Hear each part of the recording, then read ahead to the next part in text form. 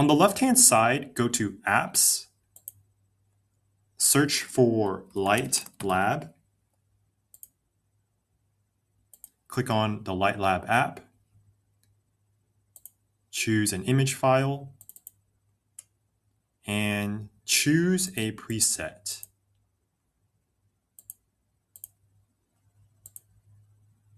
And then once you've chosen a preset that you like, add light effects.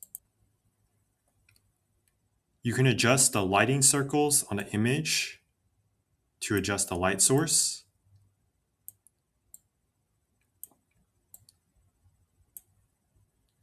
And then click on the light source that you want to adjust even further. Scroll to the bottom. You can adjust the intensity, the distance, the radius.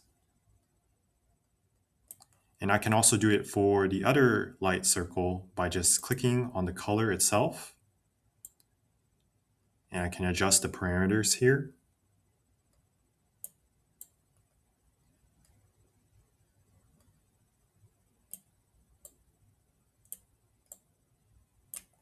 So play around with these parameters until you get it to the way that you want to get it to.